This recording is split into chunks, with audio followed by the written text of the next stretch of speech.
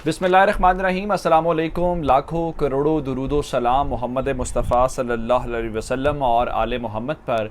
मैं हूँ उमर दराज गोंदल और आप मेरा यूट्यूब चैनल देख रहे हैं। नाजरीन, मैं आपको सबसे पहले ये बताना चाहता हूँ कि वो ग्रुप जो इमरान खान के ख़िलाफ़ बगावत कर चुका है या जो इमरान खान के ख़िलाफ़ तहरीक अदम एतमाद के अंदर वोट इमरान खान के ख़िलाफ़ करेगा, उनके अपने अंदर फूट पड़ गई है। और ये फूट पड़ने के बाद अब तहरीक इंसाफ के लिए ये कितना रिलीफ का इम्कान है कि उनके अपने ही लोग अब कहना शुरू हो गए हैं कि इमरान खान के ख़िलाफ़ जाना तो बहुत गलत होगा। और तहरीक इंसाफ के साथ अब तक कितने मुनहरिफ अरकान ने रब्ता कर लिया है और उसमें से क्या क्या अंदर से स्टोरीज़ पता चली हैं और फिर तहरीक इंसाफ जलसे के अंदर क्या करने जा रही है। ये जो 27 मार्च वाला जलसा है वो आपको बताएंगे। दूसरे नंबर के ऊपर चूँकि आपको अंदाज़ा है कल सुप्रीम कोर्ट की समाअत हुई थी और सदाती रेफरेंस के ऊपर जो सुप्रीम कोर्ट की बार की पिटीशन है उसके ऊपर 5 रुकनी जो बेंच है उसको तश्कील दिया गया था। लेकिन कल से अब तक सिर्फ स्पेकुलेशंस ये थी कि उसके अंदर जजेस कौन से शामिल होंगे। तो सुप्रीम कोर्ट ने आज बाकायदा कॉज लिस्ट जारी की है जिसके अंदर जजेस जो हैं उनका भी पता चल गया कौन कौन से इस बेंच के अंदर होंगे,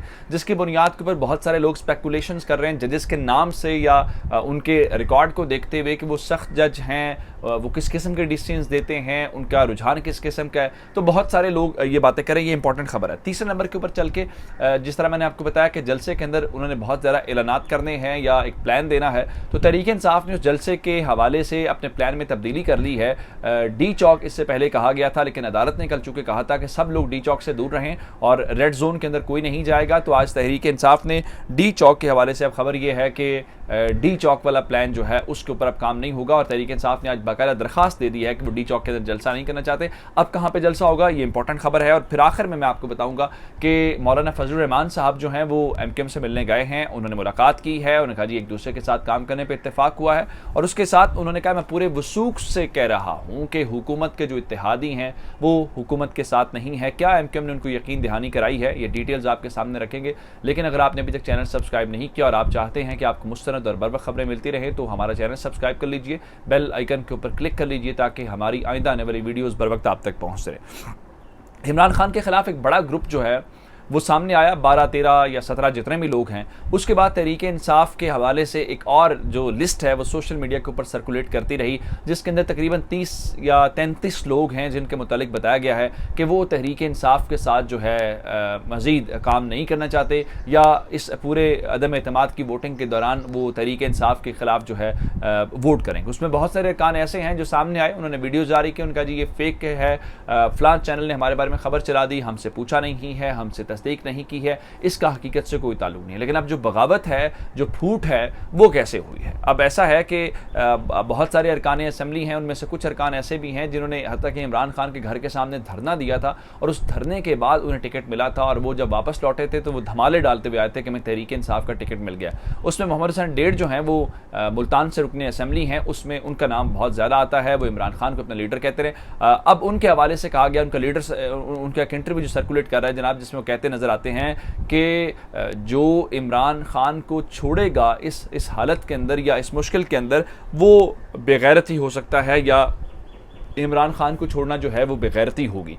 इस सारी चीज़ को लेकर लोगों का ख्याल ये है कि वापसी का रास्ता बनाया जा रहा है और ग्रुप के अंदर तकसीम आ गई। वापसी की मैं बात बता दूं, असद उमर साहब जो हैं वो जो कि सेक्रेटरी जनरल भी हैं इस वक्त तहरीक इंसाफ के, उनके मुताबिक 7 अरकान ने तहरीक इंसाफ के अंदर वापसी के लिए रब्ता कर लिया है। और उसके बाद एक और ख़बर जो हमारे सहाफ़ी दोस्त इस्लामाबाद से हैं उन्होंने ब्रेक की, उनके मुताबिक एक रुकने असम्बली के वालिद ने, अब ये बड़ी हैरानकुन तौर पे बात है, उनके वालिद ने तहरीक इंसाफ से रब्ता किया है और उनसे कहा है कि मेरे बेटे को माफ़ कर दिया जाए। जब माफ़ी तलाफ़ी हुई है तो उसके बाद जो है बताया गया कि सिंध हाउस से वो निकलना चाहते थे लेकिन वहाँ की जो इंतज़ामिया है उन्होंने ये यरगमाल बना लिया कि उनका क्लेम है, इसमें कितनी हकीकत है इस बारे में वही बता सकते हैं। दूसरे नंबर के ऊपर चल के सुप्रीम कोर्ट से खबर। अब सुप्रीम कोर्ट वाली खबर बड़ी इंपॉर्टेंट है जो कि कल ये मामला वहाँ पर आया था, समाअत हुई थी और सुप्रीम कोर्ट ने फौरी तौर पर एक लार्जर बेंच तश्कील दे दिया था। अब जब लार्जर बेंच तश्कील दिया तो इस हवाले से ख़बर ये थी कि उसके अंदर कौन कौन शामिल होगा और जजेस जो हैं, क्योंकि ज़ाहिरी बात है जजेस इंसान हैं, आप किसी के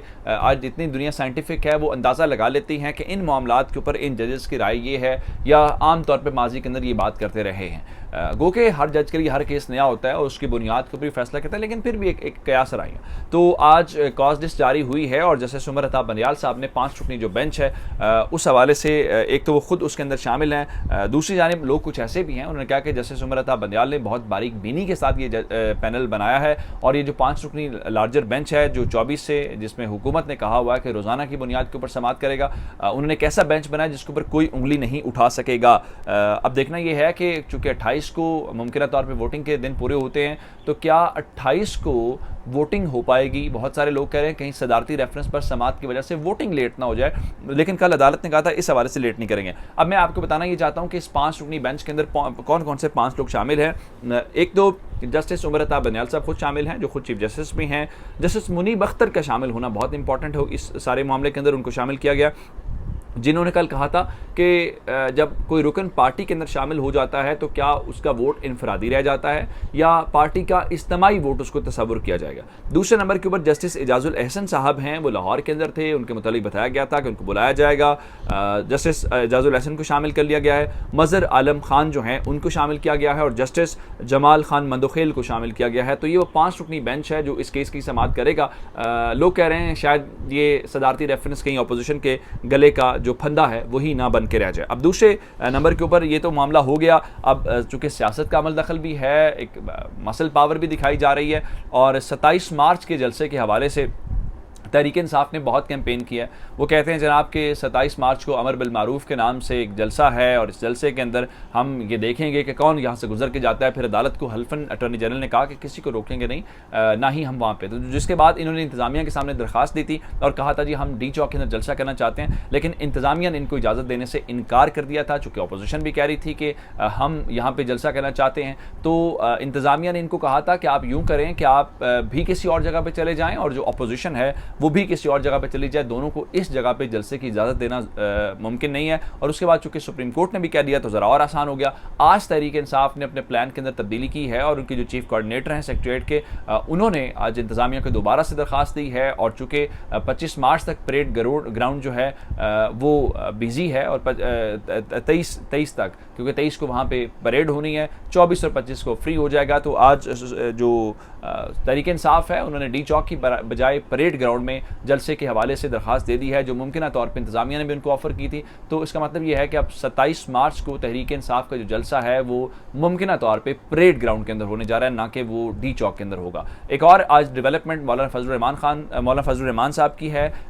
कल बताया गया था कि पार्लियामेंट लॉजेस के अंदर या इस्लामाबाद के अंदर किसी जगह पे अपोजिशन की और MKM की मुलाकात हुई है, लेकिन अवामी सतह पे बहुत सारी बातें आजकल नहीं आती, मुलाकातें, और ये सिलसिला तो जारी रहता है। लेकिन उसके बाद मौलाना फजल रहमान साहब जो हैं उन्होंने आज MKM के डेलीगेशन के साथ मुलाकात की है। कराची वो पहुंचे हुए थे और उस मुलाकात के बाद एक तो ये बात हुई जी MKM और जो JUI है उनके दरमियान इत्तेफाक हो गया है कि दोनों मिलकर काम करेंगे। लेकिन इससे इंपॉर्टेंट बात जो थी वो मौलाना फजल रहमान साहब ने MKM के हवाले से की। अब MKM और काफ लीग दोनों जो हैं वो इस वक्त तक एलानिया तौर पे हुकूमत के इत्तेहादी हैं, या गैर एलानिया तौर पे वो अपोजिशन के इत्तेहादी हों तो ये किसी को मालूम नहीं है। लेकिन मौलाना फजल रहमान साहब ने MKM रहनुमाओं की मौजूदगी के अंदर ये कहा कि मैं पूरे वसूख के साथ ये आपको बताना चाहता हूँ, यकीन के साथ कहना चाहता हूँ कि जो इस वक्त हुकूमत के इत्तेहादी हैं वो हुकूमत के साथ नहीं हैं और वो हुकूमत का साथ छोड़ चुके हैं। इसलिए ये मुझे पूरे का पूरा एतमाद देती है, उम्मीद देती है कि हमारी जो तहरीक अदम एतमाद है वो हर सूरत कामयाब होगी। दूसरी जानिब आज